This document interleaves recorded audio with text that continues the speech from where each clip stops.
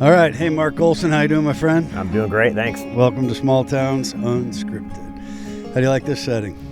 This is my backyard right here. This is my happy place. I know. I'm going to talk about in time with you about how many hundreds of times you've ran this. For people that don't know, we're on part of the butte right above the town of Chelan, looking at this bathtub called Lake Chelan in the backdrop. So for people that don't know you, I'm gonna read this. So Mark is a familiar name and a face here in Chelan, and you usually see him on the road. Someone who's been part of the fabric of this community for a long time. You're rooted out of Kirkland, Lake Washington High School. And it seems like relationships, reputation, and showing up matter, discipline.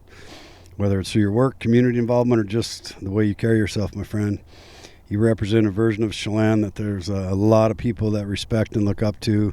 You're steady, grounded, and real, and I'm excited to dig into your story. I appreciate all those words. Thank you. Yeah, this is your number 68. So 68 weeks in a row we're doing this, and this might be hard to beat, this setting. Not a bad spring day, right? It's a gorgeous day here. So I was curious, like, where were you? You grew up in Kirkland. I did. But where did your grandparents, who first came over from the West? Like, how far back do you remember? I don't know that much of the history about my grandparents. I think it was my great-grandparents that came across on the boat. I got you. And so I know they, one side of the family was they settled in Nebraska. And then I think possibly Oklahoma, and then just headed out west after one generation. They just kind of kept on moving further west. And my mom, she was born in Valentine, Nebraska, Right on. and moved out to Washington State when she was young. And my dad was raised up in Diablo, Washington, in Concrete, little town. My grandpa Olsson worked for Seattle City Light and helped build the Diablo Dam. And so my dad went to a one room schoolhouse there. Is And that the one on the pass? Yeah, Highway 20. Highway 20 pass. Yep. Yeah, like El Diablo or something. Yep. Yeah. Yep. And so small town living there, and he went to high school in Concrete, and then they moved into Seattle when he was in his junior or senior year. And you ended up, did you grow up all the younger years in Kirkland? Yeah, I was born in North Seattle, just north of my grandparents' house. Currently, my dad was building our house in Kirkland when I was born. And so I think I moved into our house when I was about 3 months old. And I was able to stay there my whole school year, one single house, never moved. Which is very fortunate. I went to the same elementary school, junior high, and high school as everybody else in the neighborhood. So there's a group of 30 or 45 of us or so that went through all three, stages of life, and together. And so what was that like? It's changed a lot, Kirkland, like everywhere. But it was like a big Lake Washington High School. Was that like about the size of Wenatchee, or? We had about, I think, 400 plus kids in my graduating class. Wow. And it got to be pretty big. When I grew up in Kirkland, when I was young, right down the road, we still had farmland. We had horses. There was acreage in Kirkland. Wow. And not so much anymore. It was just a different time back then in Kirkland. It wasn't what we have now. And you graduated? In 95. 95, yeah. Yeah. And so I loved it. It was still the small town feel, even though it was a bigger town, so to speak. Mm-hmm. We rode our bikes everywhere. Kirkland was baseball town USA. And so, we had a lot of the world championships were there, Little League world championships were there. And it was just a neat time to grow up. Were you always in sports? I was, yeah. My parents encouraged that. So we played t-ball and baseball all the way up until 8th grade, until I found wrestling and football. Mm-hmm. And then, and so that became my main focus. Became a wrestler and changed my life. Really? So you know, you're obviously, you know, fast forward a little bit and go back to that, but you know, now you're ultra marathon guy running everywhere and full blown addiction into that. When you started wrestling, did you initially find that, like, what was it about wrestling that changed your life? You know, I wasn't the most athletic person, but I think I tried harder, you know, just gave a bigger effort and just tried harder, and it became good at it. And so therefore, you know, my wrestling coach, Matt Hume, he, you know, was an Olympic caliber wrestler, owned AMC Kickboxing in Kirkland. He's now the vice president of One Fighting Championships over in Europe, or the Malaysia, and just a super neat guy, and was super talented. And he kind of led by example, and he was always on the mat with us. And you just look at him, and he's inspirational, and it just kind of went from there. So that discipline. You know, wrestlers are some of the more disciplined, you know, whether it's cutting weight or cardio or, you know, that's, for those who haven't wrestled, and I wasn't a wrestler, and, you know, I don't even know if we had wrestling in Manson, but they were the guys that knew how to endure pain. Like, especially some of the guys that were trying to cut weight to get down. It was brutal. And that's what we did, you know, enduring was a lot of it. You know, just the training alone that goes into having the cardio and the conditioning was hard, you know, and it kind of filtered out people. And I enjoyed that aspect of it. Were you a pretty good kid in high school, or were you kind of a troublemaker? You know, I was blessed. I was a good kid, you know, but then, you know, our wrestling coach was the vice principal, so I got away with a lot of stuff. You know, and was excused for a lot of things. But, you know, had my fun too, you know. I'm curious. I always, you know, as you age up, you know, and my kids are now in their late 20s, early 30s, and have grandkids, but there was something about the 80s and 90s in my head, and I'm not dissing anybody that's doing it now, but it just, and maybe that's always the way it is, but it seemed different, and I think it was different because there just wasn't the distractions. There just wasn't technology. Yeah. I mean, right now you have so much tech, and kids are born with an iPad in their crib. It was just different. We were outside, you know. We had 3 channels on TV. I mean, I talk about it a lot because, and I don't know. I mean, I'm curious do you think it was different, or do you think it's the same level of passion and intensity now as it always was? You know, a lot of it's the same. The environment's different, but the mentality, I think, is the same. You know, it's wrestling is it's a team. You have a team, but it's an individual sport, right? Mm-hmm. So you work out, you practice with the team, you have camaraderie with the team, but when you're on the mat, it's just you. There's nobody else to help you out. Yeah, everybody's looking at you. You know, so like my freshman year, 9th grade year, I won KingCo Championships, and that was huge. You know, just to go through and be on varsity and get to wrestle all the varsity people and go through the tournaments. So KingCo is King County. Mm-hmm. So that was all schools, or just your school, your size school? It was everybody that was a 4A school. Okay, yeah, and that's huge. Yeah, that's huge. Yeah, and you know, captain of the wrestling team, which, you know, made me just try that much harder, give that much more effort. I just loved the people that were on the team, and really enjoyed. And you played football. I did. And like, what'd you weigh in high school? I wrestled 131 and then 141. And you were playing free safety and safety, and yep. At 135. Yep. 4A school. And then occasionally I'd play nose guard. That's intense. So we would. They didn't know what to do with you. We would have a trick play, you know, and I'd line up on the line, and these big guys were looking at me, Right. and I'd slap and swim by them and be back in, you know. A 4A school, some of those dudes were in their mid-twos, you know, like you probably go right in between them, right under their legs almost. Yeah. So fast. For sure. Yeah. You know, it was neat. And being, you know, free safety and co-captain, I got to call plays, you know, and you're looking at the whole field. Mm-hmm. You get to, you know, run or pass. You get to see where the ball's going. Yeah, free safety You know, is a blast. you have a lot more freedom on the field. And back then, you know, they encouraged blindside hitting. Like I made a living in Manson at that smaller school, but you know, it's funny now. Like if you hit a guy, catches the ball, turns around, you just laid him out. Everybody was Now it's a flag. You know, it's a different. You know, you look at the NFL in the 70s, 80s, and 90s, and what those guys did. I mean, they would kill you. And it wasn't that, you know, we were just smaller, slower versions of the same mindset. Yeah. If I could just take your head off, I would. Yeah. And it was rewarded, no penalty. Like, Yeah.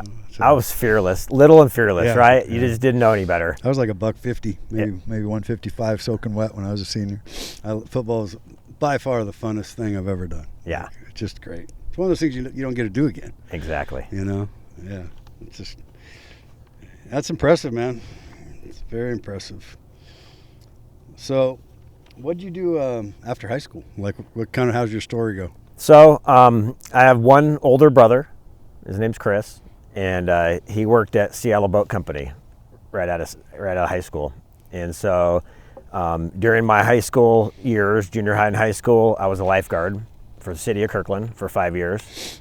And so I lifeguarded. And then when I graduated high school, it became, you know, either I was gonna get a job or I was gonna go up to Whatcom County and go through a forestry class and be in the Forest Service. And so right out, Chris got me a job at Seattle Boat Company, and I started delivering boats for Seattle Boat when I was 18. And the co-owner of Seattle Boat was Scott Pierce.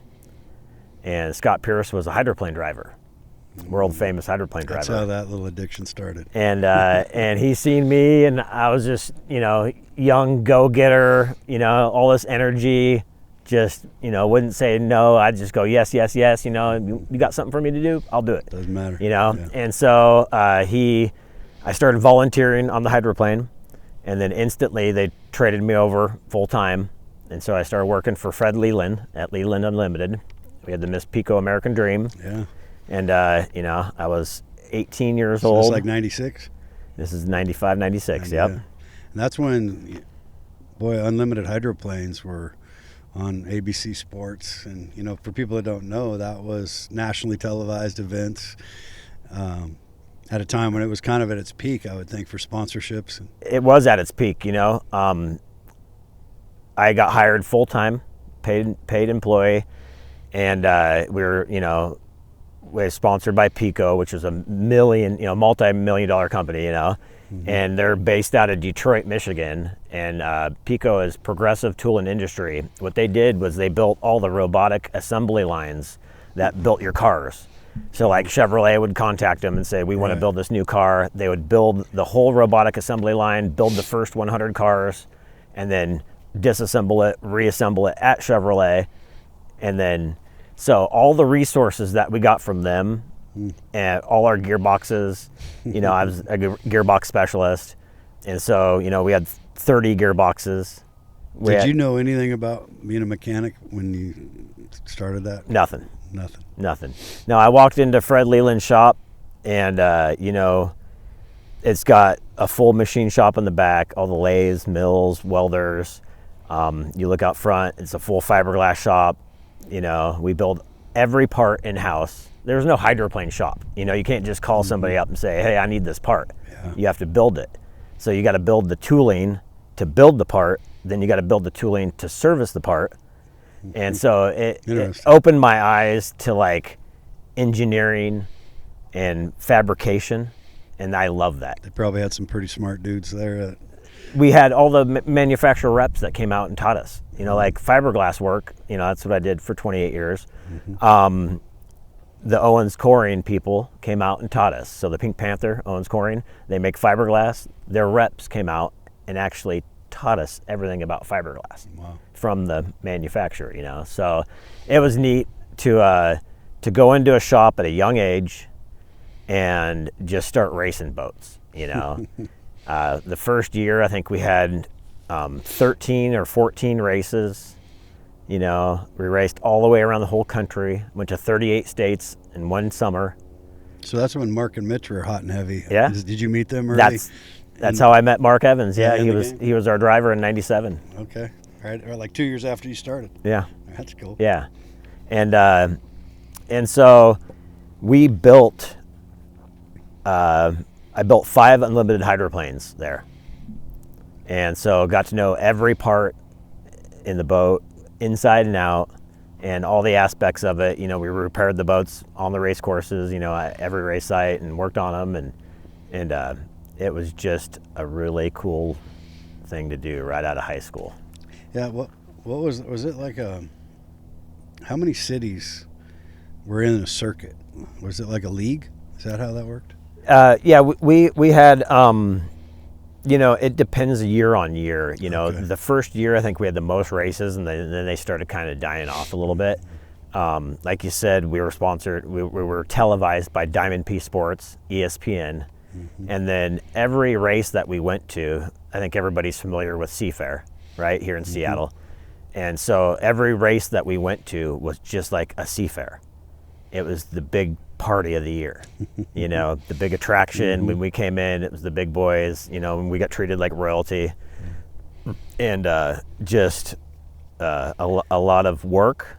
There were 18-hour days, 7 days a week, but the reward was there. It was a lot of fun.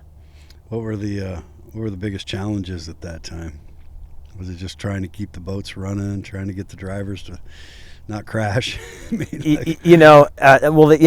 Crashing is a huge thing, because you're literally flying a boat on water at 200, 220. Yeah. Wow. So anywhere from the small courses were 195, the big courses were 220. Yeah.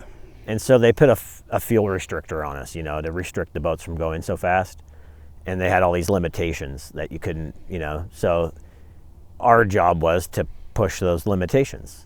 Workarounds.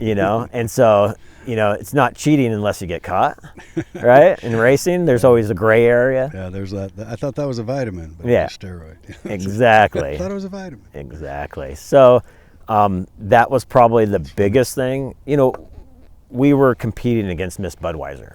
Japan Hour And Dave Vilwalk and, just Bernie Little and the Miss Bud, Bernie had more money than most people, right? And passion. He loved his boats. And so, trying to compete with somebody with a third the money, the budget, is hard.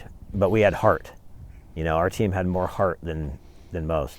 And so we just tried harder. A lot of parallels between wrestling teams and hydroplane teams. I would think. Yeah, it's a brotherhood. It's camaraderie, and we were all family. Still are to this day. People from my racing, they text me all the time. And still stay in touch with them.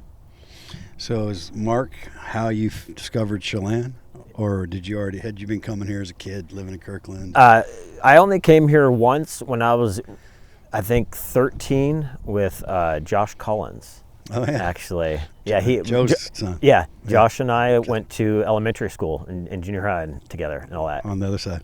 In Kirkland. Right on. And so that's funny. So Joe came to work with me, and Joe got his real estate license and came to work for me. That was his first job at Lake Chelan Properties, and I think that would have been about 98. So like right before then. Yeah. 98, 99 when I bought Lake Chelan Properties from Mark's mother, Bernice. Yeah. Yeah. Yeah, she's the gold person there, man. Bernice was such a lady. Such a cool mentor. When I bought her, a little side story, when I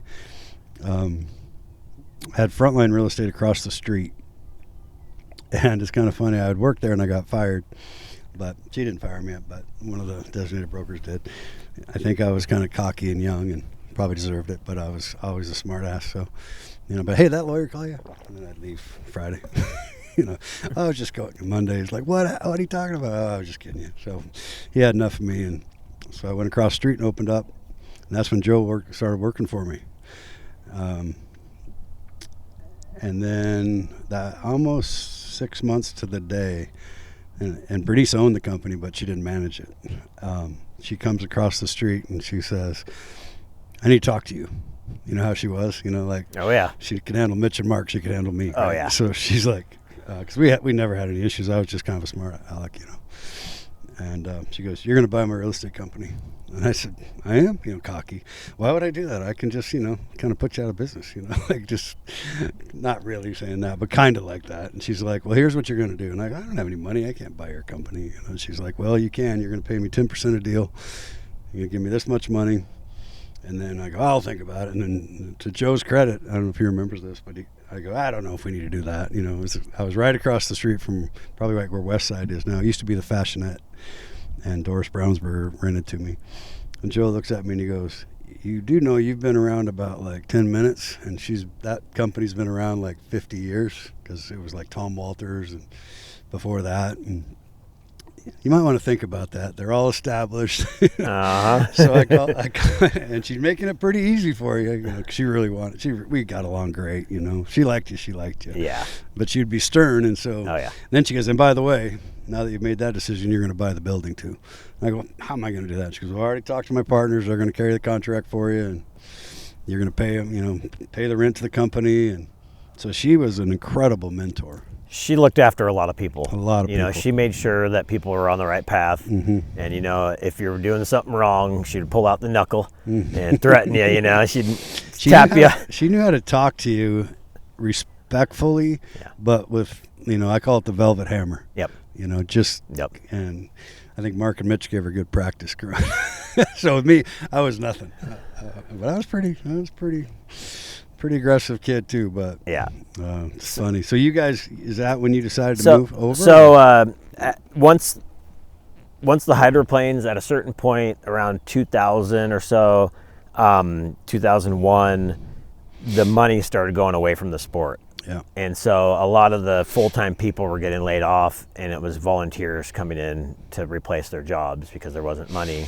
The TV sponsorship went away. So it was hard to get sponsors and everything. So I was in between. I worked for Jim Harvey for a little bit, and Scott Pierce drove that boat. It was the Trend West boat. And so I worked on that team for a year, and then moved down to Tri-Cities in my kind of off season. And Mark called me up. I was laying tile down there, learned how to lay tile, which I love to do. It's just one of those OCD things that everything has to be perfect, And so Mark called me up, and he had this vision of building a 4-seat hydroplane. And that wasn't something that had been done? No, never been done. Wow. And so he wanted to take people for rides and share the experience of what it feels like to be in the boat. And a couple years prior, I was able to, one of the crew days that we had over in Seattle, I was able to drive the hydroplane.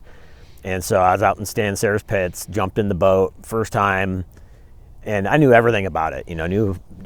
Built 5 of them at that point, knew how everything, all the mechanics worked, hopped in the boat, started doing laps out there, and pretty soon I was doing 185, going left, pulling 4 Gs in the corner, and I had an adrenaline rush for 2 days. Wow. I just couldn't sleep, right?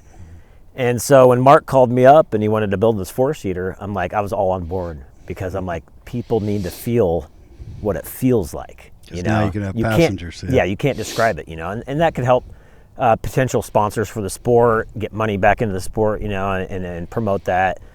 And so I moved up here, and we assembled a team. I called up Greg Fogel, Big Al, a couple other people. It took us a year and a half to build. We actually took a cockpit, widened it, lengthened it, and when we were all said and done, I got to see all 4 seasons and just loved the area, right? Mm-hmm. Winter, summer, we actually have seasons over on this side. Mm-hmm. And just wanted to call it home, and just decided, you know what, my allergies went away from Kirkland. I had allergies over there. I moved over here, and they picked back up now. But for many, many years, it's just like, this is my new home. So. What year was that when you moved? 2001. 25 years ago. Yeah, exactly. I've lived here a little over half my life now. Yeah. About half my life. Yeah, and so you worked with Greg at his shop. Is that where you guys worked on the? Did he have that shop out there? Or did No, we had the shop where Mitch owned up where right. JR, Ron Mudd. Yep. And we built the 4-seater up there, up by Les Schwab Tires. And then after we built it, then we opened up a company called Motorsports Technologies, which lasted just a short amount of time. And then that's when Greg and I split off, and then he started Fogel's Fiberglass. And then we moved down, we kind of swapped with Mitch. Mitch bought the property, went up there. We went down to where Kevin's Tires is located now, down by the shipping shore. Mm-hmm. And worked out of there for 2 or 3 years until we bought the property out by the tunnel. Right on. Yeah. Wow. So it must have been something else to be such at a high in the sport and to be right in the middle of kind of this, like, to you guys, it must have felt like, what is going on? Like, why is this not so popular? You're like, why are we losing? Why do you think that was? Why do you think it got so popular? You kind of know why it got popular. Why do you think it didn't stay popular? There wasn't enough boats in the field to really sell a TV show, right? To sell TV time and everything. And once the TV sponsorship went away and we didn't have coverage, then sponsors didn't want to sponsor because there wasn't any return. Mm-hmm. And it's just slowly. I just wonder what the catalyst of the, just like a lot of things are a fad for a while, and then the public just goes, Yeah, it's all about making money, right? And if you're not making money, it was a hobby sport for a lot of these guys. They just they put money into it with zero to little return coming out of it. Yeah, and that's not sustainable. Yeah, so the old guard that was into that, just other things took that place. That's it. Of the wealthiest of the wealthy. Yeah. Kind of it's sad in a way, but it's funny that 4-seater. Didn't I hear Mark might have that back now or something? It's in Chelan. Yeah. Yeah. Yeah, you never know. Yeah. Yeah. So when we got that done, and in our first test session, Mark unfortunately crashed the Lumar boat in Detroit, and so he had some issues, surgeries, and knee problems and stuff like that. So his brother Mitch was the test drive pilot for it, and so he went out, tested the boat, everything worked good, and so the first ride that we got to give, I was in the passenger seat, Mitch was driving, Scott Pierce was in the back, and then another hydroplane driver, Ken Muscatel, we call him the spin doctor. He's a forensic psychologist that was a hydroplane driver. He was in the other seat. And so we're right out here, and we're doing 160 miles an hour, and it's just calm as can be. We have oxygen mask on, full helmet, full everything, and we're kind of looking at each other going, wow, this thing works. It worked. And it's just, it was awesome, and pretty stoked about how everything turned out. Yeah, if you haven't seen that crash, you can go to YouTube and look at Mark's. Man, he's lucky to be here. Several times. Yeah, several times. Yeah. But that one where he, I don't know how fast do you think he was going when he flipped it? I'd have to relook at just like yeah, slow motion kind of. Yeah. Yeah. The one in Hawaii. On the podcast we had with him, he got into it a little bit, so that's a cool podcast to watch too. Yeah, the crash that he had in Hawaii, in Honolulu, did a flip and a half. That's what I'm probably thinking of. Yeah, and the boat was probably 80 feet in the air. Yeah, that's crazy. And that was scary. And it landed, and the only thing that happened is I think he got some staples in his shin. And so I had the second boat. We brought 2 boats to Hawaii that year, and I was crew chief on the second boat. And the primary boat, they took our second boat for the primary boat because the first boat was wrecked. Mm-hmm. And so he got back in the boat the next day. He did. And competed.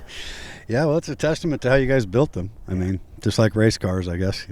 Bad things can happen, but they're built to protect the driver. That's it. As well as go fast. Yeah. So, yeah, well, hopefully, in a perfect world, we'd see that 4-seater running around again someday.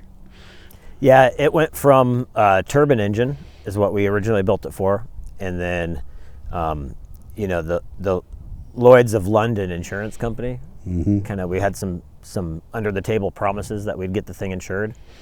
Well, at the same time that we were finishing up the boat, there was a 2-seat Indy car and another 2-seat boat, I believe, that crashed and had some issues, and so they wouldn't insure the boat. Yeah. And so we took the turbine out, and then he put the 2 outboards on it. Okay. And so it's a little more safer, reliable. Still give a heck of a rush for people that haven't ever been that low to the water. Yeah. You know, how fast do you think it would go now with the 2 outboards? I Just over 100, Fast 100, fast enough, yeah. fast enough. Yeah. Yeah, that's exciting. So you did fiberglass with Fogel. I mean, your guys' main job was restoring, repairing boats, right? Yeah, or everything. Started off, I built 5 Unlimited Hydroplanes. We built an Unlimited Light, a 5-liter, and then we've worked on... So that was people hiring you to build them a boat? Yes. I see. And then we've worked on, thousands of pleasure boats, along with motorhomes, Corvettes. We've done a bunch of Corvettes. They're all fiberglass. Anything that was fiberglass, we had our hands in. And, coming from the hydroplane world, we designed all our own parts. And so you start out with nothing. You build a plug, you build a mold, then you build a part off the mold. And so, like paddle boards, a stand-up paddle board, we could build in just about anything you want. Wow. And so it gets kind of led from there, and got into, the gel coat and the paint, a lot of chemicals. And that's why now I've stepped away from fiberglass, because I enjoy my brain cells that I have left. Yeah, not all those filters are working all the time. Yeah. like my dad spraying in Orchard back in the day. I'd be like spraying with me. Aren't you going to put a suit on? All right. It might catch up with them.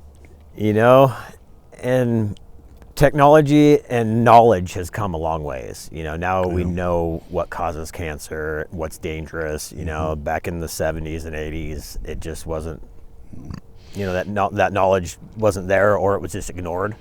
Yeah. So then Greg moved. He moved back home to Kim's hometown, right? Somewhere in there, Tennessee or something. Indiana. Yep. Yep. And after that, you're now working still? Yeah, I work at Mill Bay Marine. Mill Bay Marine. Yeah. And it's transition over. I do mostly engine work now, and detailing, and kind of help manage everything and keep the flow going through the shop and nice. And all that. So still involved with boats.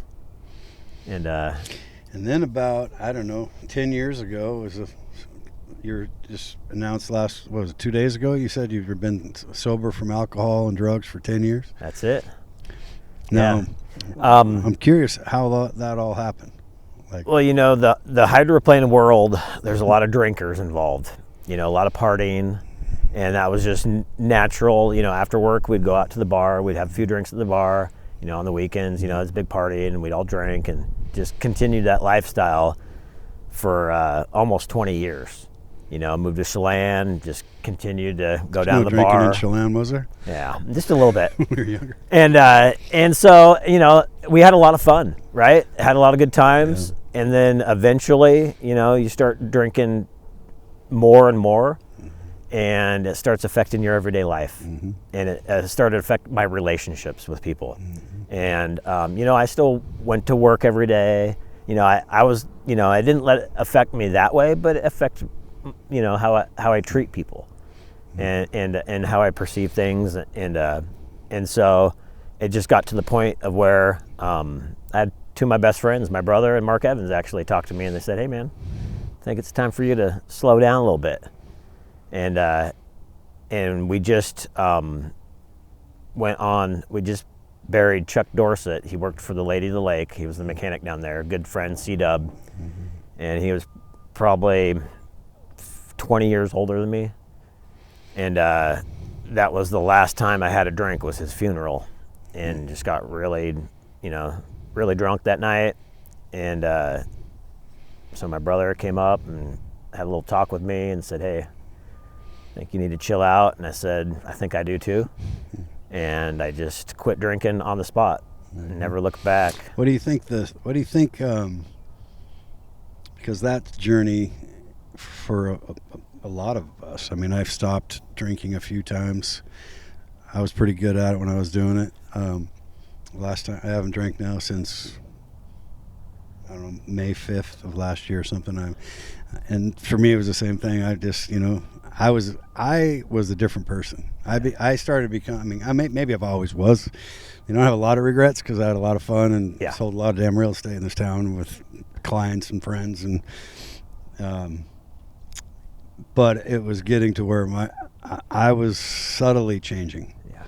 Some people might say I was changing more aggressively than that, but I was able to just say, okay, well, if I want a marriage to work and I want a business to work and I want to live longer, for me it was pretty simple. But I don't know. Obviously it's not the same for everyone. I mean, and I didn't have that. I didn't feel the physical addiction. I was over a year ago, I was hitting it pretty hard. And it's mainly just clients for me. I was never like I'm not going to do a headstand on a keg. Right. I've never been that guy. Yeah. But I was always the guy that would be at a winery or at a bar with a client doing a business deal. Yeah, just a maintenance drinker, man. Let's go. Yep. And I always had some pretty severe rules too. I'd stopped for 5 years once before during the recession because I knew I had to work every day, and there was no room for anything. But in 2008, when the collapse happened, so I never really had that physical addiction where I jonesed for booze. Yeah. But I started, as I got older, I could feel it more like something was different, and I was different. Yeah. I was less patient. I was, I just am very lucky that I don't have that, because I know a lot of people are struggling with that. So, I'd love to hear how it changed your life. Was it easy to just say no? Or did you have moments where you're like, man, that drink sounds good? I'm very stubborn. And I got a lot of willpower, right? Yeah. And so I was at the point in my life where I was ready. I'm a firm believer, and I think for drinking alcohol, I think everybody's different, right? So, but I think there's a certain point in everybody's life, if you drink alcohol, that you get to a certain point and then it starts affecting you differently, right? The chemical, it just changes something in your brain, and it just starts affecting you differently. So then once that happens, all the fun starts going a little bit, it starts making you, and it's a depressant, right? Yeah, so, the hangovers became. Yeah. I could see it where when I got older, the hangovers were so bad sometimes, even if I just had 3 or 4 cocktails, and a couple glasses of wine over a night. Next day, I'm like, man. And then you're at that point, do I drink, the hair of the dog moment? Right. Are you going to be that guy? Right. Where now I'm going to go ahead and do that too to luckily, eliminate it. On the weekends, that was the case. Yep. But luckily, like I said, I went to work every day, and I had discipline still. But so I wasn't drinking in the mornings or all that stuff. But it just started affecting me differently, and I could tell that something's different. And all it took was somebody else that I really cared about to point it out. Yeah, and you weren't like a problem guy when you were drinking. You weren't. Were you a problem guy? Good time Charlie, man. You were a good time drunk. Yeah. I'm everybody's best friend, right? I wasn't. The people that know me well know I was not good. When I get to a certain, I was a fighting like that guy. Like I didn't. Even when I was younger, it wasn't good. And I got very lucky many times. And so I had to have the same reflection, like, oh, it just makes sense. Yeah. If you love, for me, it made sense. Now, how did that change your life?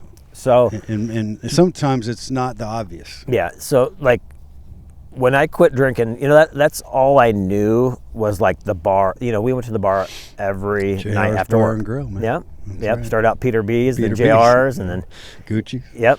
And then, and so when I quit, I still went to the bar every day after that for a whole month, and I just drank virgin drinks because that's what I knew, right? I didn't want to quit I didn't want to stop seeing my people, you know? Yeah. And so I just kind of, still went to the bar and just drank virgin drinks and hung out, and then that lasted about a month, and then I started kind of weeding away from there.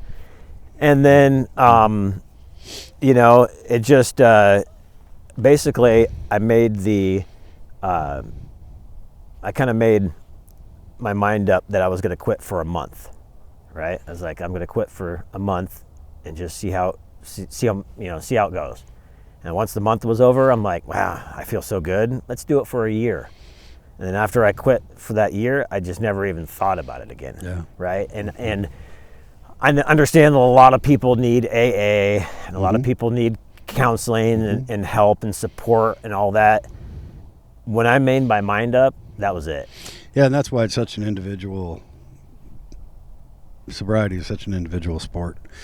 I mean, or decision, right? Yeah. And I admire the people that do that, like, and do have the courage to share their story and be around whatever it takes. I mean, when you get to a certain point, if you just got to want to not do it more than you want to do it. I mean, at the end of the day, and then there's physical and mental issues, of course, that you have to work through because, like you and me, we had, it was a lifestyle. Yeah. I mean, and like everybody has trauma, right? Everybody has trouble with life. There's different things that happen, death, hardships, and it's an easy way to cope, right? Yeah, and it's very unique to themselves. But drinking's not coping. It's just putting it aside and not dealing with your problems. It's medicine with some pretty serious side effects.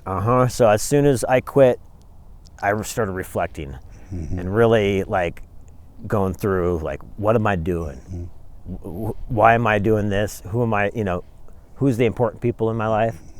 And so it changed my relationships with my family and my best friends, and probably lost some too that you thought were friends. Yeah, I did. And to this day, I look back and still makes me like think, wow, I thought things were different, but it was just kind of, or they're still facade. in a place where they can't see that, or they're probably still good friends. They're just not able or choose to, and that's the thing about adulthood. A lot of people choose whatever they choose, and it's on them. It's interesting when you became sober. Is that when you just, because I want to get into what you do now every day. Yeah. In addition, and that you're engaged, and I want to, congratulations on that. Thank you. So talk to me about how, because you told me earlier off air, you weren't a runner. No. You weren't the guy that, I can't wait to get up and run every day. No, for 20 years there, if you've seen me running, you better run faster than me because there's something chasing us, right? And it's got to be a second slowest. And I ran, a little bit in high school for wrestling and football. You do that for conditioning, and it came easier than a lot of the kids. I was faster, smaller, faster, and it didn't suck as much. But what happened is in 2020, the pandemic, right? And so I was at Walmart and I looked at Men's Health magazine, and there was get a 6-pack in 90 days. So I bought that magazine. And it had a full-blown workout all the way through from week 1 to, You didn't have a 6-pack that time? I did not. And so I started following that regimen on that Men's Health magazine, and I just stuck with it, and I got an exercise bike. And I started riding that exercise bike, and so I did 100 miles on one segment, then another 100, then another 100. Pretty soon I did 2,000 miles on this bike, and 100 push-ups, 100 sit-ups every day, just kind of focused on my health. And I was like, man, I feel so good, And then the pandemic hit, and people either did two things, either you sat at home on the couch and you drank, or you went outside. And so I started going outside, and I had a friend that was a runner, and encouraged me to just go out and do a couple miles. So I went out and did like 2 miles, come back in. I'm like, oh yeah, I did an 8-minute pace. And they're like, what? For your first time? I'm like, yeah, it was easy. Next day, 3 miles. Next day I did 4 miles. And I just got in the routine and started running fast everywhere around town, started feeling good, really got into it, watching podcasts, doing my research, read some books, read Cameron Haynes' book, Endure. Yeah, if anybody hasn't read that, it's a hell of a story. And he's a bow hunter and ultra runner, and just an inspiration. And read his book and found out that people run the mountains. You know, when I first started running, I remember Greg, we're driving into town one day, and he's like, you know, someday you're going to be running that butte. And I said, no, I won't. I said, that's way too steep, you know. Maybe hike it. But I'll just run down here on the flats. Yeah. And then little did I know, you know. Now tell me, we're sitting on the base of the butte here above town. How many times on just this mountain have you ran this, and how many ways have you ran it? This section up behind us here, I've done over 200 times. And that's just one direction. It doesn't count. So I have an app called Strava, and it's a way that records all my workout activities, and it's kind of like social networking for athletes, for runners, like bikers. A tracker.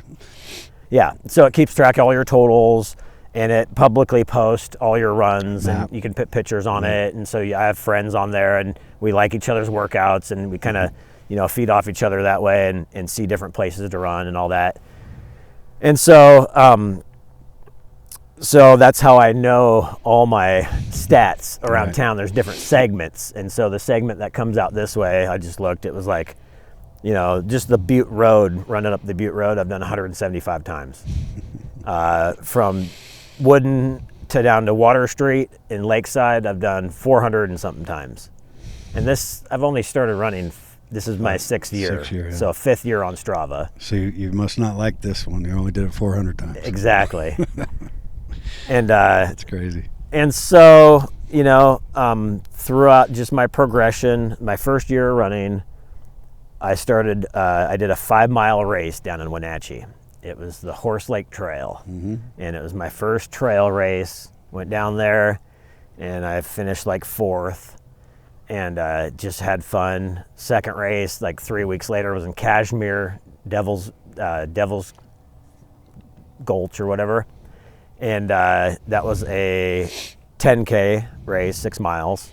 Did that, and I was like, all right, this is cool. So maybe I'll step it up to a half marathon. That's a big step. And so started training for that, and went over to Snoqualmie and did my first half marathon. Did it in 1 hour and 38 minutes. And for those who don't know, that's what, 12 miles? It's 13.1. 13.1 miles. Yep.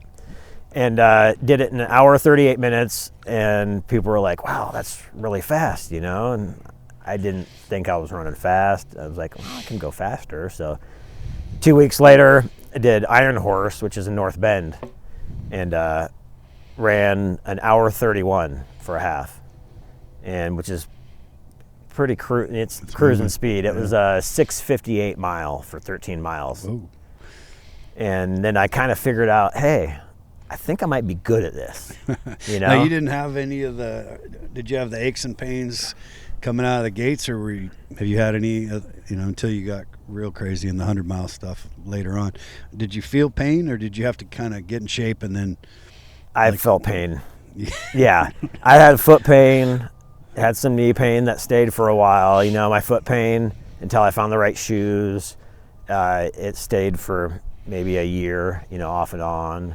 So would seem like that's the key to your feet. Yeah. And knees. Yeah. And everybody's going to feel aches and pains. And that's where like wrestling background helped. You just kind of push through. You got to know the difference between injuring yourself and just, the aches and pains and you're going to hurt, So kind of worked through some of that. The more mileage that I did, the more muscle I built, the easier it got, and the less likely I was to be injured. It seems like a lot of people will, they want that instant gratification, so they'll try to go, I'm going to go do a 5K, and they haven't, the most they've ever done is walk to the mailbox and back, or the fridge and back. But I can do it. I was an athlete in high school. I can go do it, and then ouch. They pull a muscle. I'm broken, and then it's defeating, right? Because and it sounds like you were smart and kind of worked your way into it. Yeah, that Men's Health magazine, that year that I took and I worked out and then I cross-trained with the bike kind of built me into, base conditioned me to start running. Yeah. And then I figured out that I was running too fast everywhere. I was running 7-minute miles around town. 10 miles, 7-minute miles. I was just... I've seen you. You'd be like sprinting down the road. Yeah. And then finally, I figured out that slowing down, now I run most of my, 80% of my runs, I run at zone 2 for heart rate. So that's like 140 or below. So they're easy for me now, right? I just go out and just log the daily miles. 20% of my runs are speed work, hill work. You know, those are hurt still. You know, those, you know, you get the heart rate up. Yeah. And build endurance with slow running, basically. So what year, when was it that you did your first marathon? I skipped my marathon. You did. You went from a half marathon to the A 50K. 50K. Yeah. Yeah, might as well do that. 31 miles. Right? And so because of kind of Cameron Haynes, you know, these ultra runners that are out there, and I'm like, man, I really don't like running the road. It's just hard on your knees, hard on your feet. You get out here in the trails and it's soft dirt, you know. It's more beautiful. It's less dangerous. Yeah. I mean, I would imagine you've had some close calls when you were running the road, as much miles as you've done. I've seen a lot of things. I've seen cars, you know, just right here by the Lady of the Lake. A lady, I don't know if it was medical emergency or not, but I was running and right in front of me, I just seen her swerving. And she just drove right off the road and T-boned a telephone pole. And the telephone pole fell down right in front of me. Literally, I don't recommend this to anybody, but I jumped over the power lines to her car to get to her to make sure she was okay. That's probably a bad idea for most. I fight or flight. I'm the type of guy that runs to a fire. Yeah, you know, I'm wired. I just and most people aren't wired that way, but I'm wired to go and help and do that. So, and just almost getting hit in town, you know. Texting. People texting. Distracted driving's huge nowadays. Yeah. I'd say texting is way more dangerous. If you look at the numbers of people that are drinking and driving versus texting. Oh, yeah. Way more. Oh, yeah. And it's excessive speeds now, you know. On the highway, I understand going 10 over, you know what I mean? That's what people do. But in town, when the speed limit's 25, 10 over is dangerous. Yeah. You know, and just there's a lot of people that are distracted, driving fast. Our cars are more capable now. You know, they accelerate quicker. Those Teslas, man. And you can't hear them. You can't hear them. Yeah. But and so that is what mainly made me, not mainly, but was one of the encouraging factor of running the trails. So just getting away from the danger. So talk to me about your experience, your physical and emotional and mental experience of your first 50K. Like tell me what happened in your head and your body. You know, okay, so once you start running to a certain point, say like you're 6 hours into a race or something, it's almost a spiritual feeling. Right? You get this overwhelming, like this calmness like that a comes runner over high. you. Like it's just it's the runner's high. Euphoric. And therefore, you know, it's basically, I didn't know I needed therapy until I started running. And running is my therapy. It's the best thing for my mind. It clears my head, makes me feel so much better, focused, a better person, better human being. And running the longer distances just kind of, you know, makes that accelerated, you know, just. Did you get to a point, because I know you've gone beyond that even. You see a lot of people talk about, like when I'm hunting, I do a lot of solo backpack hunting. And you'll get to where, you know, what I found is when I was with other people doing it, I was kind of dependent on them a little bit. So we'd all have a different breaking point. Yeah. And you know, sometimes, you know, the first person would stop at the 3-hour mark going up a hill, and then come on, you baby, you know. Yeah. But then an hour later, that guy's going, I quit. Let's stay. Let's bike camp right here. When I got alone, you go through that differently. Yeah. When you're in your, you know, when you, especially when you're in the middle of nowhere and there's nobody, you know, you had to fly in, drop you off, and you're now 10 miles deep into the wilderness. You don't have a lot of choice. Yeah. You know, like here, you can kind of walk back, but that mind game. Yeah. I imagine it. You go through that as a runner too, where your mind's telling you to quit, and you have to override your mind. Yeah, it's a suffer fest, right? And that's kind of crazy that, I love you that. know, I love to suffer, you know. Yeah. You'll never be alone if you become friends with pain, you know, like Discomfort. Yep. Yeah. And so it makes you a better person. It makes you a better man, just enduring through these things. And the racing aspect of it, so we have aid stations, right? So say a 50-mile race, every 4 to 6 to 10 miles, there'll be an aid station. So you'll be running through the woods. All of a sudden, you'll come to a trailhead or a Forest Service road, and there'll be tables set up. And they'll have nutrition. They'll have all your hydration. So you stack, you know, I wore a running pack. So I'll put all my snacks and all my food and refill all my hydration and everything. Excuse me.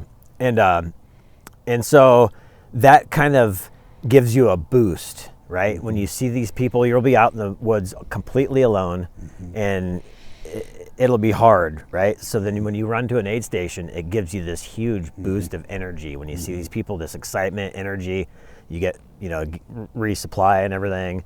And so it's kind of backwards from what you were talking about. It's easier when you're by yourself to quit, right? Because there's nobody there to like encourage you or hold you accountable or whatever. During the races, you get a lot of encouragement. You know, the trail running community is by far the friendliest people I've ever met. There's people from all walks of life, but you're out there doing a common goal, right? Yeah, I could see that.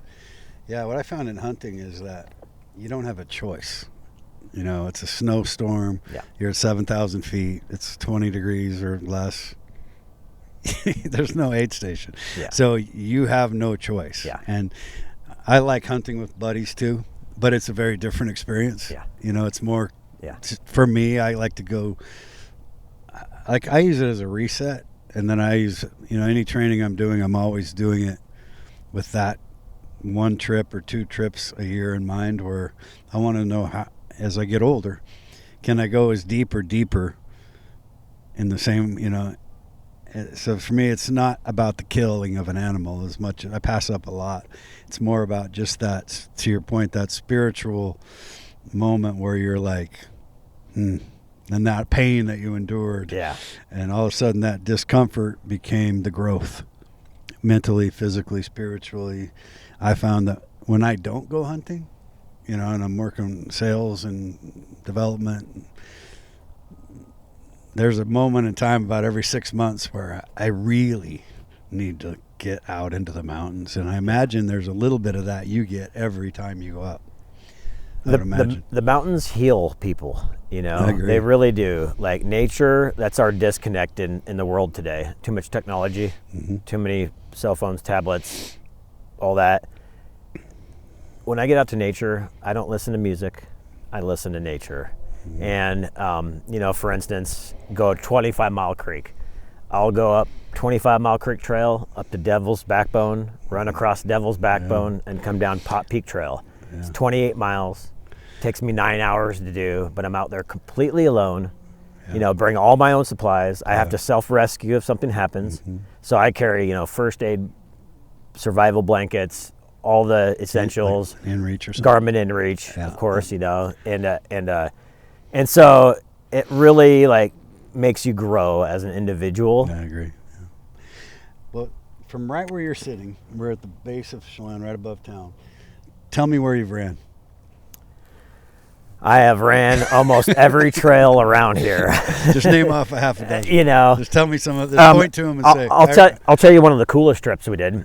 I have a couple of running partners in town, Kurt and Molly, and we took a pontoon boat up lake to the Lakeshore Trail. Yeah. And so we left first thing in the morning, went up to the Lakeshore Trail, It's 18 miles up to Stehekin. My wife hiked that a lot in the summer with her girlfriends once. So, just with friends, hit the trail, 18 miles, 20 miles to the bakery.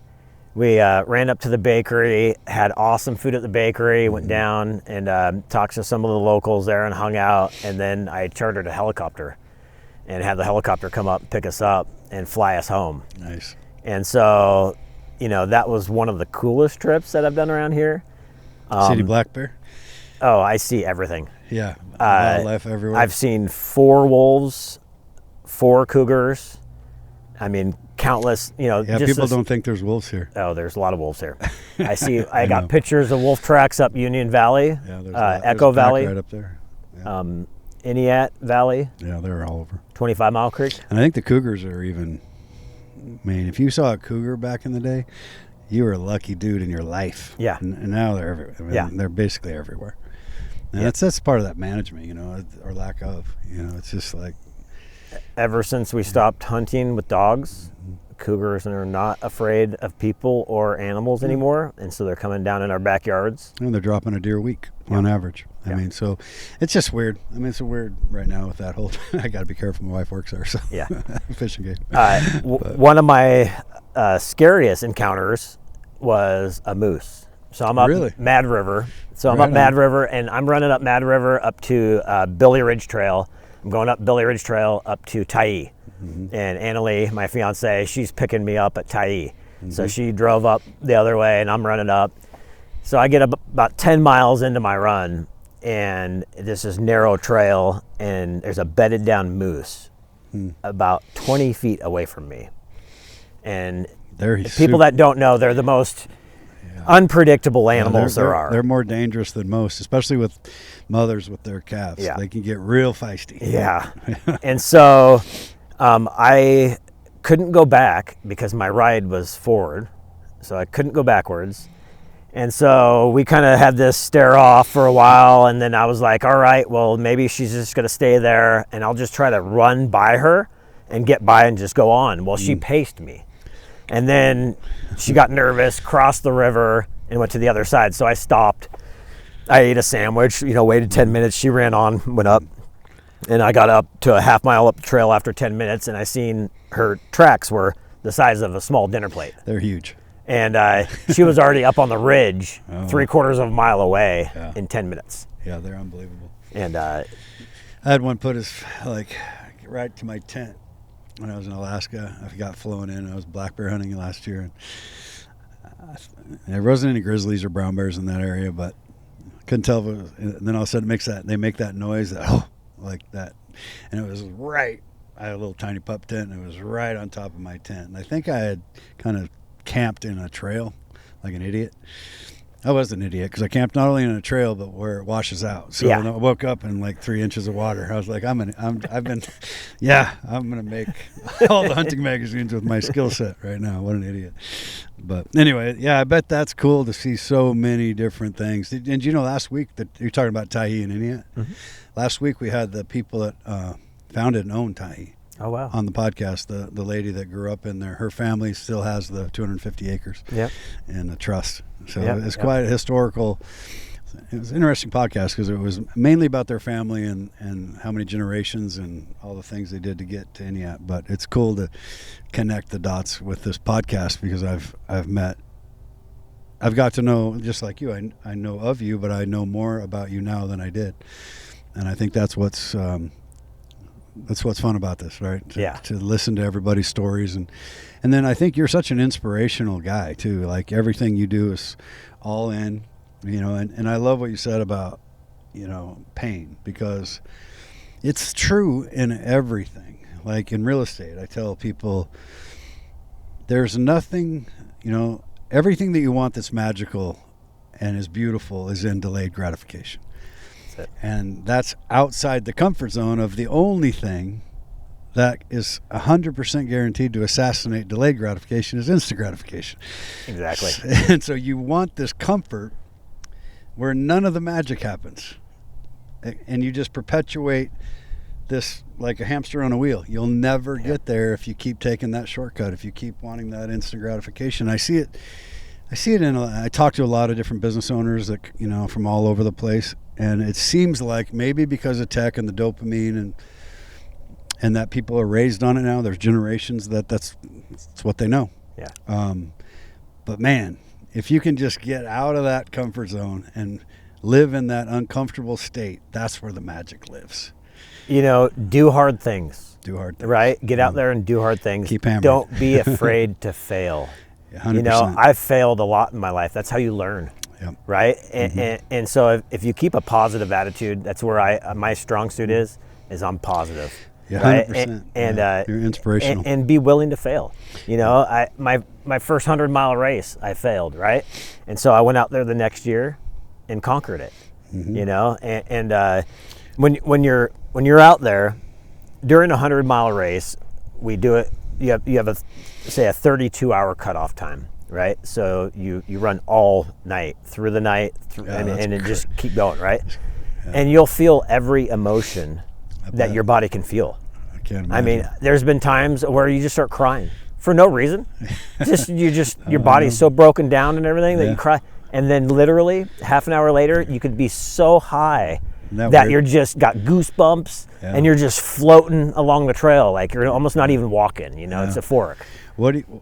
How many of those have you done? 2 of those then? I've attempted 3 and finished 1 so far. Good for you. And so, it's just one of those things where it's harder than what, you look at things online and through podcasts and this and that and the other, and it's getting really popular, right? There's a lot of people doing it. That's the ultra marathon? Is that 100?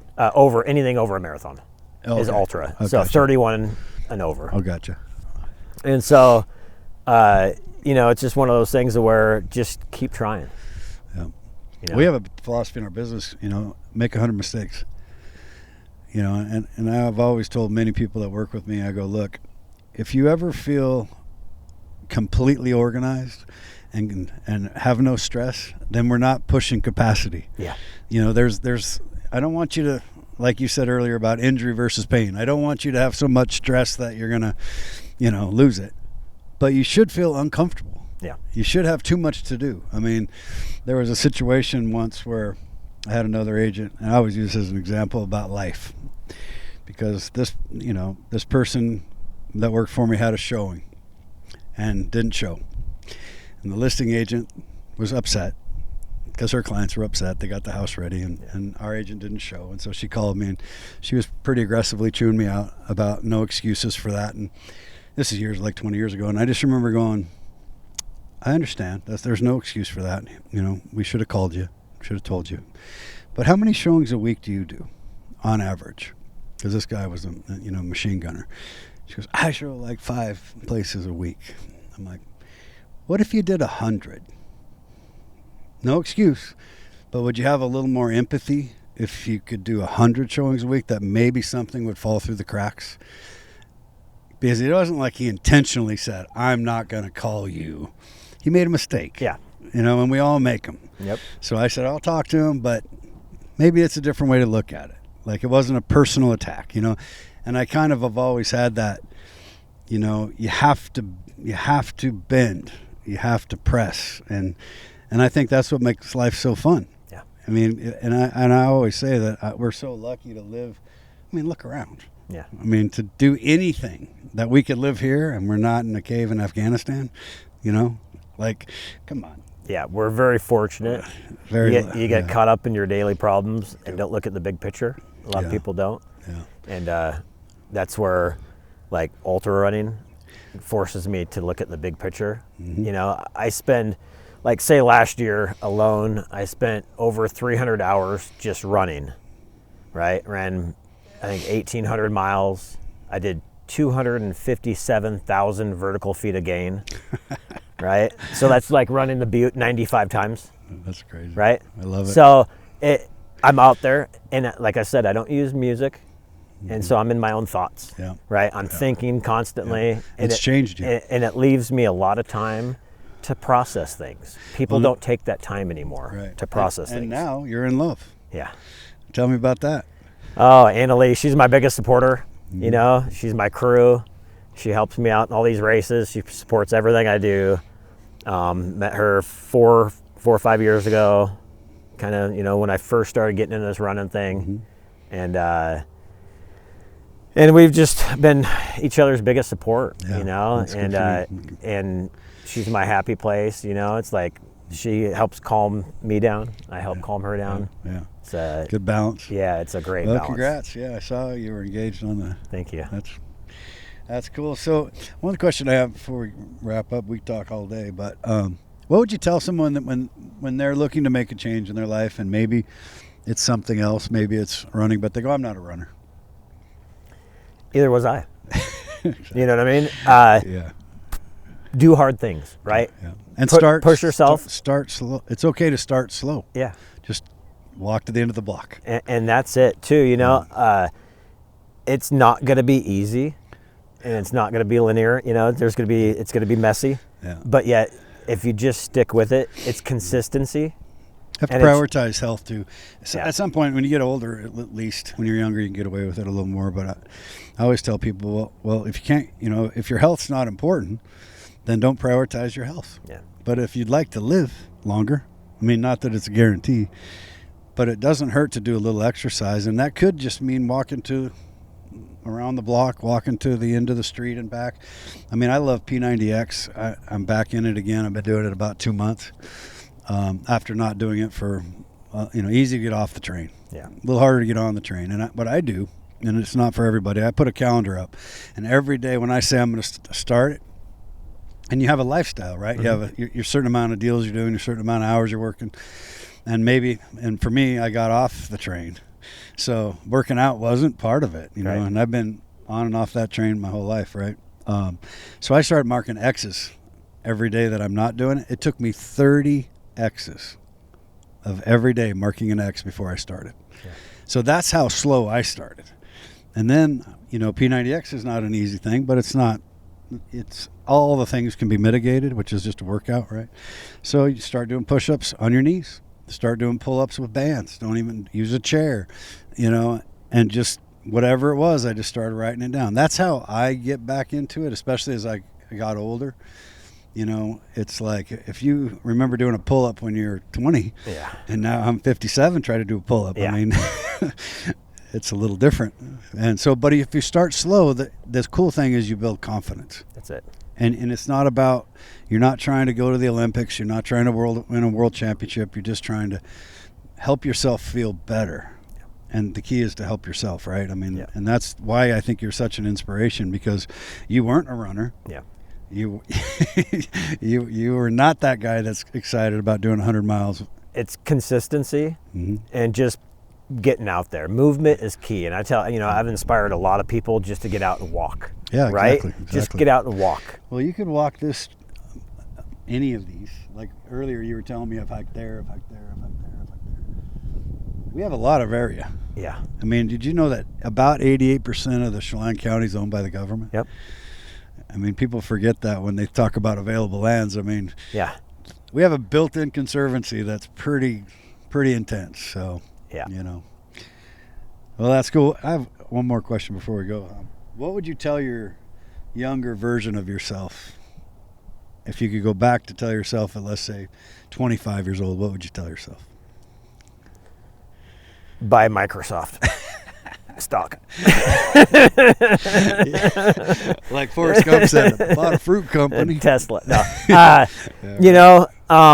Just stay true to yourself, and treat people with respect, treat people how you want to be treated. Mm-hmm. And it's relationships and people that matter, your accomplishments, your money, all this stuff, it's one thing, but being true to yourself and feeling good every day, and just being, just be a loving person. Care. Yeah, care about people. That's great, man. Well, I really appreciate you coming on. It's an honor.